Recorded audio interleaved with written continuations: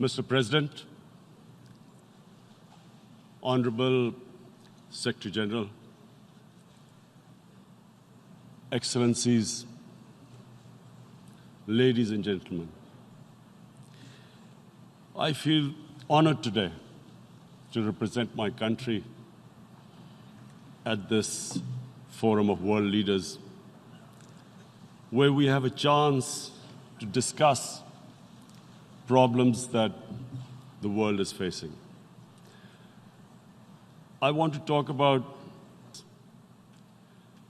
perhaps world leaders some of the leaders who can do a lot, do not realize the urgency of the situation. We have a lot of ideas, but as someone said, ideas without funding is mere hallucination.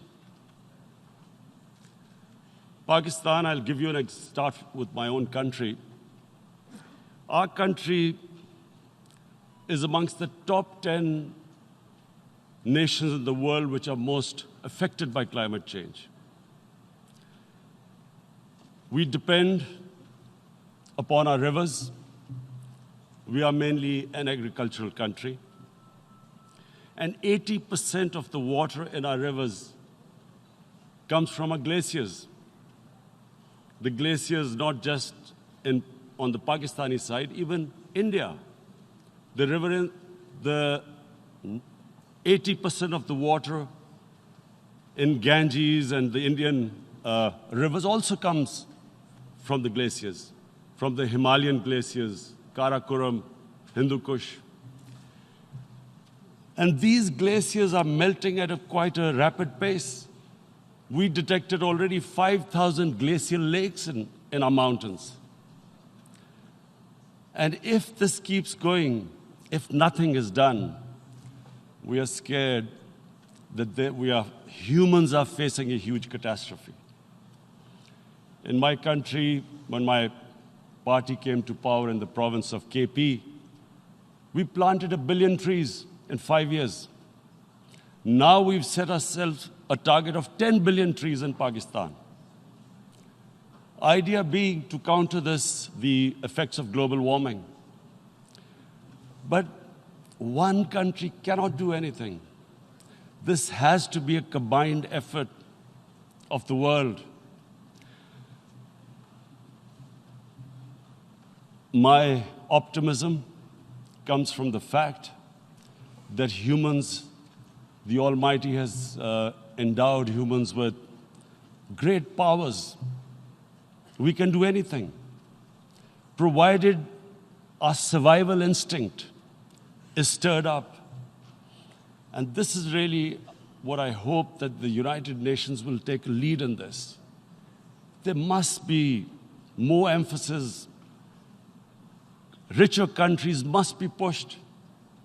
Countries that are mainly responsible for greenhouse gas emissions. They must be pushed because our country contributes minuscule amount to greenhouse gases. So I feel that the United Nations must take leadership in this. My second issue for me right now is even more critical. Mr. President, every year, billions of dollars leave the poorer countries and go towards rich countries. Billions of dollars siphoned off by the ruling elites of the developing world. And they find their way into Western bank accounts, offshore accounts, tax havens, expensive properties hidden behind companies bought in Western capitals. Mr. President, this is devastating the developing world. This is causing more poverty, debts. It's impoverishing the developing world. The difference between rich and poor countries is growing because of this. Money laundering, which happens because money leaves the poorer countries into rich countries, is not treated the same as, for instance, money from drugs or terror financing. The seriousness which terror financing and money from drugs, the way it is treated, it's not the same. The way the poor countries are being plundered by their elites. It's not happening. In my country, when I took charge of our government a year back, in the 10 years preceding that, our total debt went up 4 times. The debt we had accumulated in 60 years, just in 10 years, it went up 4 times. As a result, the total revenue we collected in 1 year, half of it went into debt servicing. How are we going to spend money on our human beings, 220 million people, when half the money is going into debt servicing? Because our country was plundered by the elites, the ruling elite. And easily they could get the money out. And when, Mr. President, we located properties in Western capitals bought by this money through corruption and money laundering, located the properties of these corrupt leaders, we find it so difficult to retrieve it. That money, if we retrieved that money, we could spend on our human beings. But it's so difficult. The laws protecting these criminals. We do not have the sort of money to have expensive lawyers and spend millions and millions of dollars. We need help from the rich countries. And, Mr. President, it's critical. The rich countries must show political will. They cannot allow this to happen. How can the poor countries spend money on human development, which the United Nations asks, SDG?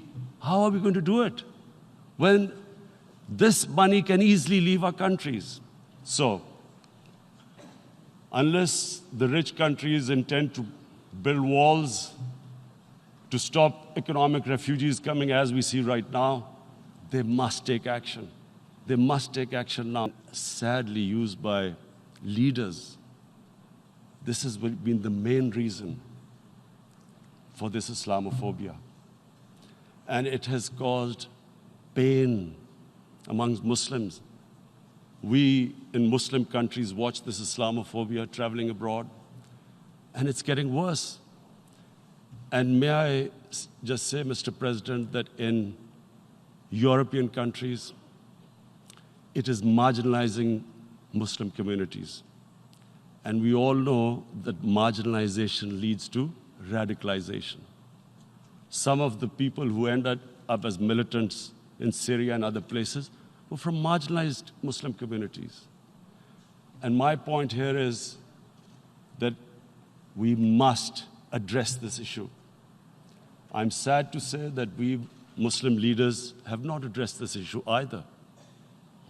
After 9/11, when this thing came about war against radical Islam, rather than Muslim leaders trying to explain to the West that there is no such thing as radical Islam, in all human communities, they are radicals. They're liberals and rest are moderate. All human communities, Christians, Jews, everyone has it. But Islam is not radical, neither Judaism, neither Christianity, neither Hinduism. No religion preaches radicalism. The basis of all religion is compassion and justice, which differentiates us from the animal kingdom. But unfortunately, the Muslim leadership was so scared of being called radical Islam that all of them became moderates. In Pakistan, we were in the eye of the storm, and our government coined a phrase called enlightened moderation. No one knows what it meant.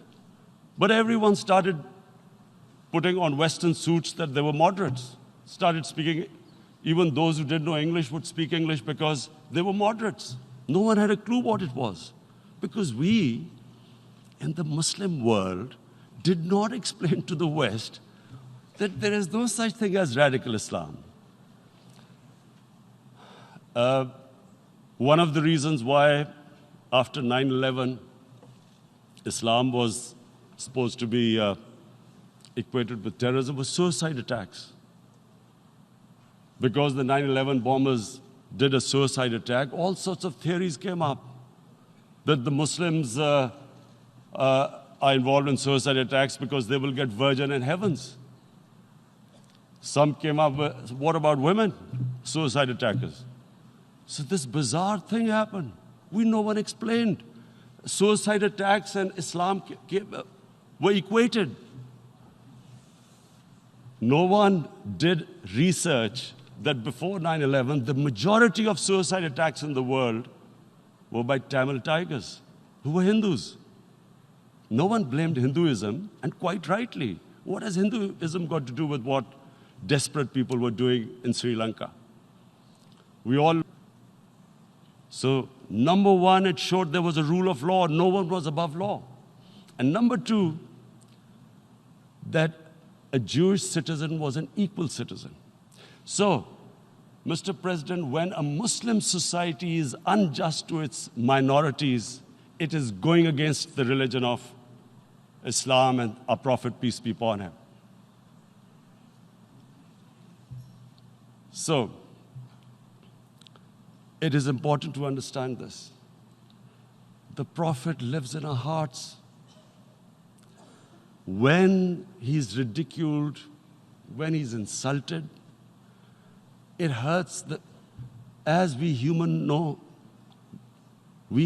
beings understand one thing: the pain of the heart is far, far, far more hurtful than physical pain. And that's why the Muslims react. And I always thought that if I ever had this stage, I would try and explain this to the world community, especially to the Western community, because having lived in the Western community, people didn't understand this. When I first went as a teenager to England, there was a comedy film on Jesus Christ. It's unthinkable in Muslim societies. So we need to explain that, look, in a human community, we must be sensitive to what causes pain to other human beings. We have, in the Western society, and quite rightly, the Holocaust is treated with sensitivity because it gives the Jewish community pain. That's all we ask. That do not use freedom of speech to cause us pain by insulting our holy prophet. That's all we want. And now, the number 4th point, Mr. President, and this is the most critical point, is the reason why I especially came here. It is about what is happening in Kashmir. Before I go on this, I want to make one thing clear, that when we came to power, my first priority was that Pakistan would be a country which will try its best to bring peace. We had been through this war on terror. We joined the United States war on terror after 2001. And Pakistan went through one of its worst periods where 70,000 Pakistanis died and over 150 billion was lost to our economy. And Mr. President, I opposed the war because in the 80s, Pakistan had joined the Western countries in what was the freedom struggle then in Afghanistan against the Soviets. And it was funded by the Western countries. These Mujahideen groups, which were treated in guerrilla warfare, were trained by Pakistan Army, funded by the Western countries, and especially US, and they waged what was a freedom struggle in Afghanistan. The Soviets called them terrorists. We called them freedom fighters. 1989, the Soviets retreated. The Americans packed up and left. Pakistan was left with these groups. Come 9/11, Pakistan joined the United States in this war on terror. And now our government was supposed to, the reason why I opposed joining this war, because here we had indoctrinated them in jihad, meaning freedom struggle against foreign occupation. Now, because we had joined the US, and the US had occupied Afghanistan, now we were supposed to tell them that, no, this is not freedom struggle and jihad, it's terrorism. So that's why I tried to tell then government that, stay neutral, because you will have leverage over them. You will be able to control them. But if you join them, you become collaborators, and they will attack you, which is what happened. They turned against us. We went through a nightmare. 70,000 people killed in a war we had nothing to do with. No Pakistani was involved in 9/11. Taliban were in Afghanistan. Al-Qaeda was in Afghanistan. What had we to do with it? 70,000 Pakistanis died. So when we came to power, we decided that we would dismantle what was left of these groups. And this decision was taken not just by us, but by all the political parties in Pakistan. Unfortunately, they didn't implement it. So we came to power, we decided to implement it, and we dismantled whatever was left of the groups. And I know that India keeps accusing us that there are these groups there. I would like the United Nations to send observers, see for themselves what we've done. No Pakistani government would have dared to do this because it would have created strife. But we decided that there would be no militant organizations in Pakistan. So I need to give you this background and to what I'm going to say later on. And secondly, we started mending fences. I invited the Afghan president.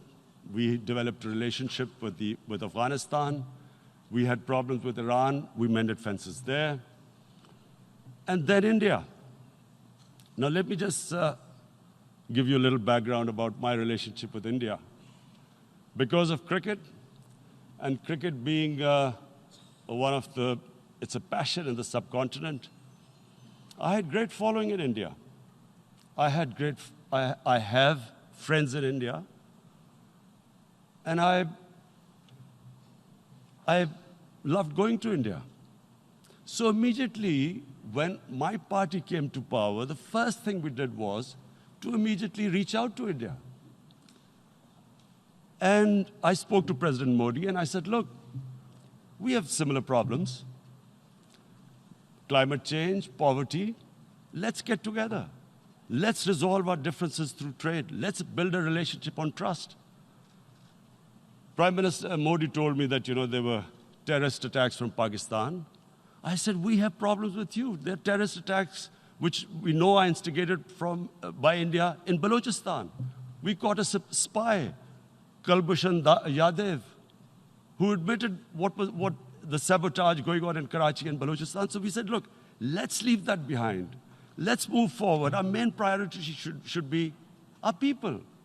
The highest number of poor people live in the Indian subcontinent. Unfortunately, didn't make any headways. Our foreign minister was supposed to meet on this in the UNGA last year. India canceled it. We thought that it's their election coming up. It's a nationalist, ultra-nationalist party. It doesn't want to cozy up to Pakistan. So we thought, okay, we'll wait till the elections.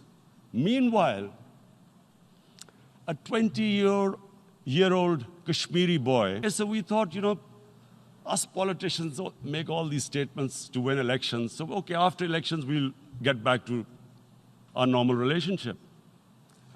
Well, the moment the elections ended, we approached India, no response, but then we discovered they were trying to push us in the FATF blacklist to bankrupt us. That's when we realized there was an agenda. And that agenda became obvious on the 5th August when India went against 11 United Nations Security Council resolutions, which say that Kashmir is a disputed territory and the people of Kashmir have the right of self-determination. They went against that. They went against Simla Accord, which is about bilateral, sorting out our differences through bilateral means, went against that. They actually went against the Indian Constitution. Illegally, they revoked Article 370, which gave Kashmir the special status.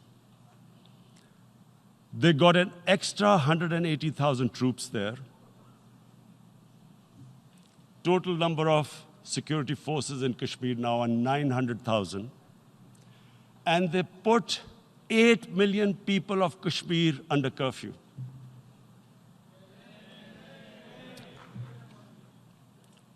Mr. President, now I just briefly want to make the people understand, how can anyone do something like this? And for that, I have to explain to you what is RSS. RSS, Mr. Narendra Modi is a life member of RSS. RSS was an organization that was inspired by Adolf Hitler and Mussolini, came about in 1925. They believed in racial purity, racial superiority. They also believed they were an Aryan race like the Nazi believed they were an Aryan race. All that I'm saying can be verified. This is the time of information revolution. You can Google all this, what I'm saying. But it is very important for me to explain this to you so you know what is happening in India. This RSS believed in the ethnic cleansing of Muslims from India. At one point, there was racial superiority of the Hindu race. Secondly, it was hatred for the Muslims and for the Christians, because they believed that this golden age of Hindu civilization was stopped because of Muslim rule centuries back and then the British rule of India. So it was racial superiority and hatred for Muslims and Christians. This is openly stated. You look at the founding fathers of RSS, Golwalkar and Savarkar. Just Google them and you'll find out. And this ideology of hate is what murdered the great Mahatma Gandhi in 1948. It was this ideology of hate that made Narendra Modi in 2002 do a pogrom against Muslims in Gujarat when he was the chief minister. He allowed 3 days for these RSS goons who were inspired by the Hitler brown shirts. They actually wear brown shirts. This RSS, the Congress Home Minister gave a statement that in RSS camps, terrorists are being trained. And these terrorists butchered 2,000 Muslims and 150,000 Muslims were made homeless. Narendra Modi could not travel to the US because of that.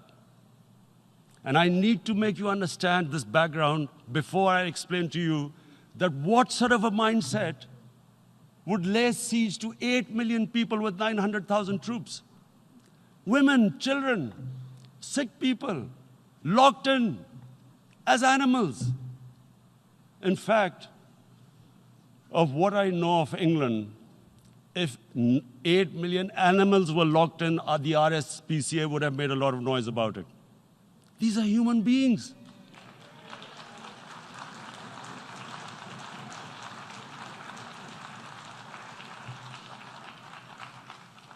And Mr. President, what comes with racial superiority, these illusions of Aryan superior race, is arrogance. The two go together. And it's arrogance that makes people make mistakes and do stupid things. Cruel things like what Narendra Modi has done. It's sheer arrogance. And it's arrogance that has blinded him from the fact that what is going to happen when the curfew is lifted? Has he thought about it? This hasn't been thought through. What is he going to do when he lifts the curfew? Does he think that people of Kashmir will quietly accept the status quo because India has changed the constitution and taken away the special status? They'll accept that? Mr. President, 100,000 Kashmiris have died in the past 30 years because they were denied the right given by the United Nations, the right for self-determination. 100,000 have died and 11,000 women have been raped. There are two United Nations human rights reports on this. The world hasn't done anything because India is a huge market, 1.2 billion people. Sadly, the material prevails over the human. But this has serious consequences. Again, I repeat, that's why I'm here. Look, what is going to happen when the curfew is lifted will be a bloodbath. The people will come out. There are 900,000 troops there. They haven't come to, as Narendra Modi says, he's done this for prosperity of Kashmir. This is supposed to be for the development. These 900,000 troops, what are they going to do when they come out? There'll be a bloodbath. Has he thought it through what happens then? Mr. President, has anyone thought that what happens when there is a bloodbath? What do you think the impact will have on people of Kashmir? What do you think they will think? The way they have been boxed in their houses, treated like worse than animals, no rights. Thousands of all the political leadership has been arrested, taken out of Kashmir. Even those Kashmiri leaders who were pro-India have been taken out. 13,000 boys have been picked up and taken to God knows which destinations. So what do they think? What will the people of Kashmir do when they lift the curfew? They will be out in the streets. And what will these soldiers do? They will shoot them. They've already used pellet guns, blinded young boys. In the last 6 years, the 5 years, the oppression that has gone on in Kashmir. And so, Kashmiris will be further radicalized. Mr. President, there will be another Pulwama. And guess what? India will blame us. They're already blaming us. They're saying all this is happening because of Pakistan. One of their defense ministers said, there are 500 terrorists lined up on the border to go in. Why would Pakistan send 500 terrorists when there are 900,000 troops? What impact are they going to make? What will they do? And don't we know that the moment there is some terrorist attack, all that will happen is there'll be further cruelty and oppression of the people of Kashmir. We will just give the 900,000 troops to further crush the people of Kashmir. And then we'll give the Indian government an excuse that, look, Pakistan is a terrorist state, and this mantra that has gone on, Islamic terrorism. The moment you use this catchword, Islamic terrorism, the whole world turns away. No one talks about human rights. You can do whatever you want, which is what has happened in Kashmir, because they keep using this word, Islamic terrorism. And this is what they're doing right now. What do we benefit from further increasing the cruelty on the people of Kashmir? And why would we want this? But there is no other narrative left for India. As when they lift the curfew, whatever happens, Pakistan will be blamed, and there is always a danger of another Pulwama. They might come and bomb us again, and then another cycle might start. And what does Narendra Modi think that 180 million Muslims of India are thinking right now? Aren't they watching these Kashmiris stuck inside for 55 days they've been stuck in? Aren't they watching? What do you think? Don't you think that the Muslims will be radicalized in India? And I'm talking about 180 million people. And when they get radicalized, there will be some incident in India somewhere down the line. Again, we will be blamed. And I'm warning you right now, again, we will be blamed.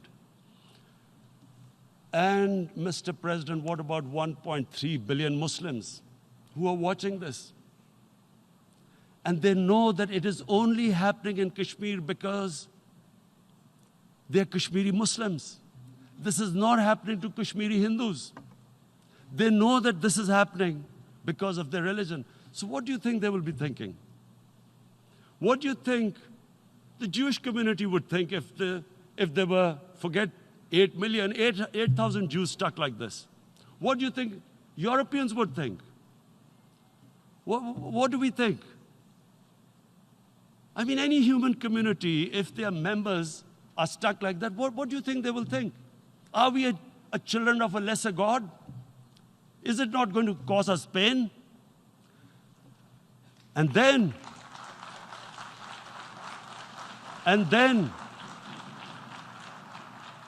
I'll tell you what will happen. People will, in the 1.3 billion Muslims, someone will pick up arms. I know we've been brought up with films, Western films. This good, decent guy doesn't get justice. He decides to pick up a gun and start seeking justice. There was a film made in New York, famous film called Death Wish. This guy gets mugged by and his family, his wife gets killed or something. He can't get justice. He picks up a gun and he goes around shooting muggers. And the whole cinema cheers him on. So what do you think the Muslims are thinking right now? If there is a bloodbath, there will be Muslims becoming radicals, not because of Islam, but because of what they will see, that there's no justice when it comes to Muslims. There were Rohingya Muslims, Myanmar, who are, God knows, almost 1 million people out, ethnic cleansing. What was the response of the world community? So what do you think will be the response of 1.3 billion Muslims? I picture myself. I'm in Kashmir. I've been locked up for 55 days. I have heard about, and there are rapes, Indian Army going into homes, soldiers. Would I want to live this humiliation? Would I want to live like that? I would pick up a gun. You're forcing people. You are forcing people into radicalization. When people lose the will to live, what is there to live for? And this is what, if you can do this to human beings, you are actually radicalizing people. And so, Mr. President, I want to repeat here, this is one of the most critical times. There will be a reaction to this. Pakistan will be blamed. 2 nuclear-armed countries will come face to face like we came in February. And before we head in that direction, the United Nations has a responsibility. This is why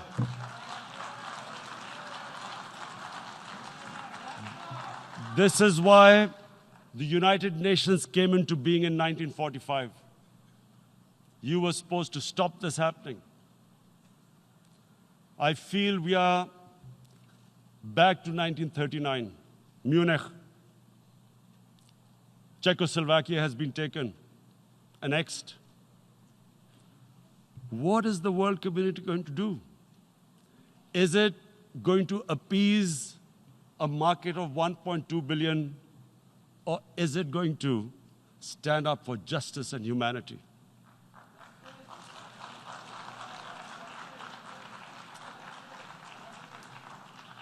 If this goes wrong, you hope for the best, but be prepared for the worst. If a conventional war starts between the two countries, Mr. President, if a conventional war starts, and anything could happen, but supposing a country 7 times smaller than its neighbor is faced with the choice, either you surrender or you fight for your freedom till death, what will we do? I ask myself this question. And my belief is, La ilaha illallah, there is no God but one. And we will fight. And when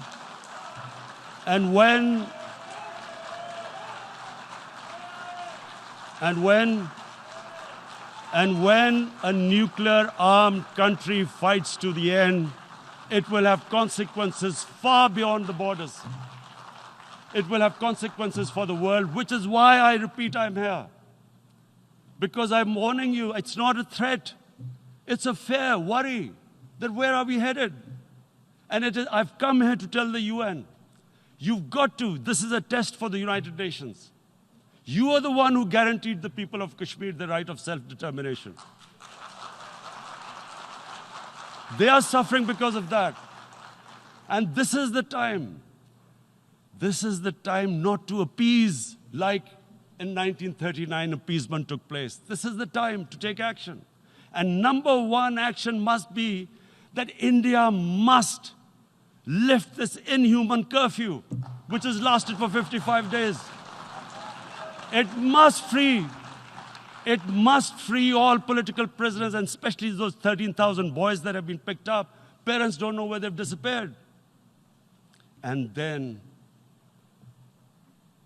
the world community must give the people of Kashmir the right of self-determination. Thank you.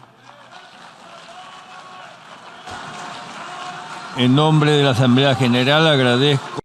On behalf